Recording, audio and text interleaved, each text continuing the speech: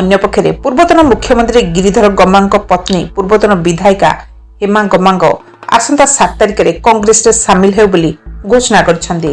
ଏନେଇ ଏଆଇସିସିରୁ କ୍ଲିୟରାନ୍ସ ମିଳିଛି ଏବଂ ଭୁବନେଶ୍ୱରରେ ପିସି ସଭାପତି ଶରତ ପଟ୍ଟନାୟକ ଉପସ୍ଥିତିରେ ସେ ଦଳରେ ସାମିଲ ହେବେ। ମାତ୍ର ତାଙ୍କ ପୁଅ ଶିଶିର ଗମାଙ୍ଗ ଏବଂ ପତି ଗିରିଧର ଗମାଙ୍ଗ କଂଗ୍ରେସରେ ସାମିଲ ହେବାକୁ ସମୟ ଲାଗିବ। ଶିଶିର କହିଛନ୍ତି ଯେ ତାଙ୍କ ମା 7 ତାରିଖରେ କଂଗ୍ରେସରେ ସାମିଲ ହେବେ। ସେମାନେ ମଧ୍ୟ କଂଗ୍ରେସରେ ସାମିଲ ହେବେ। ଗତ 4-5 ମାସ ଧରି ଏନେଇ ଆଲୋଚନା ଚାଲିଛି।